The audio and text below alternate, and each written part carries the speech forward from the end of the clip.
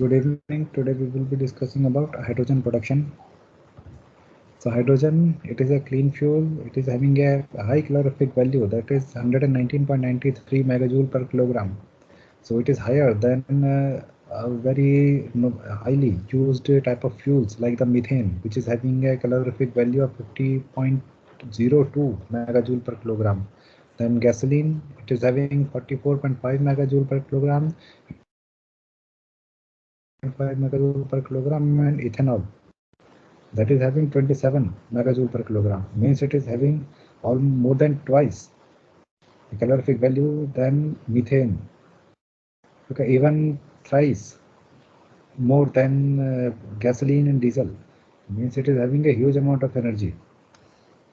So it can be used in many type of applications like electricity generation. Okay, then petroleum refining, methanol production, fertilizers, and material processing.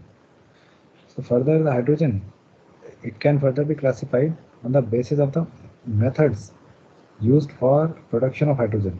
So hydrogen most commonly in the present scenario, it is being produced from steam methane reforming. Okay, from using methane. Okay, then with steam, reacting with steam, and it is giving hydrogen and carbon dioxide. Means this process is not environmental friendly. It is a carbon intensive process. Similarly, the gasification of coal, that is also a method which is used for production of hydrogen.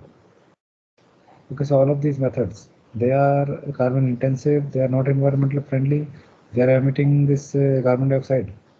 Okay, and it is called as the hydrogen so produced, that is called as black or gray hydrogen. Black hydrogen when it is produced from the gasification of coal, and gray hydrogen it can be called by producing from the steam methane reforming. It is usually using natural gas as a fuel. Okay, because natural gas, that is having a good amount of methane. Okay, and then further we can use some of the techniques like carbon capture and storage and carbon capture and utilization, so as to uh, limit the emissions, the carbon emissions. Okay, so the hydrogen produced using CCU or CCS, carbon capture storage or carbon capture utilization, that is called as blue hydrogen. Okay, so what is carbon capture and storage technology? Basically, it is capturing and compressing carbon dioxide which is being produced. So, not only in such a process of hydrogen production, whereas it can be used in other industrial applications, in power plants where the carbon emissions are taking place. So where the emissions are going on, from there, from the point of emission, the carbon dioxide that is being captured, and it is stored at some suitable location. And one more suitable location is the depleted region from where fossil fuels are already extracted. Okay, so there we can store this stored carbon. Okay, another technology of carbon capture and utilization, that also captures the carbon, but it is not storing it, it is utilizing it in other applications. Okay, so such applications like the recovery of oil or gas from the reservoir, and the production of fuels like methanol, ethanol, syngas. Okay, then production of chemicals like urea, polymer synthesis, pharmaceutical products, and manufacturing of stable mineral carbonates, and also in cleaning of saline water.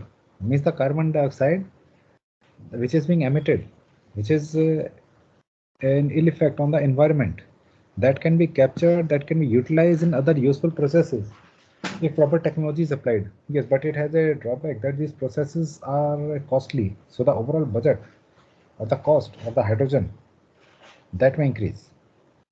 Okay, and the last, the green hydrogen. The green hydrogen, how it is produced? It is produced using electrolysis of water. Means electricity that is being supplied to the water in an electrolyzer, and hydrogen and oxygen, they are emitted. So the hydrogen that which is being emitted is known as green hydrogen because it is environmental friendly, because oxygen is the only other product which is being emitted. So no harmful emissions, no effect on the environment. So it is known as green hydrogen.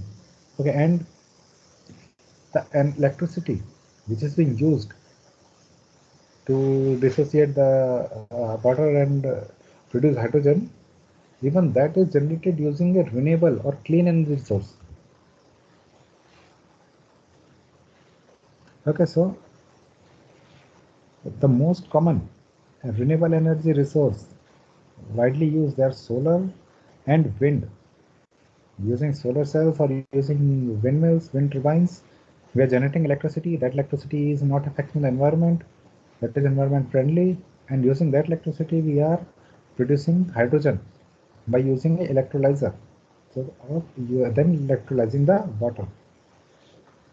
But one of the drawback with these type of systems, the renewable energy, that is that they are intermittent in nature, means the uh, solar availability, like we can say, so it is not the same throughout. Sometimes the sun is available and solar radiation is available in good quantity. Sometimes it is available in less quantity in night, totally minimum. Okay, in the noon, afternoon, maximum availability. Okay, also season wise, the solar availability is changing. So it is having an intermittent nature. Same is the case with wind energy. The wind that is having a high velocity, it is having low velocity depending on the situation. Every time the velocity won't be the same. Okay, so they are intermittent. So what we can do here, so we can use the technique of electrolysis, we can produce hydrogen and then we can store it. And when there is a deficit, okay, then we can use the same hydrogen to again obtain or generate electricity. Okay, means it is working like a storage medium, something similar to that of a batteries. There also the surplus electricity that is being used to charge the battery, and then when the electricity is not available, then the battery is providing the electricity there. So similarly, the hydrogen storage system can be formed. So these are totally environmental friendly technique. Okay, so I think I should stop here.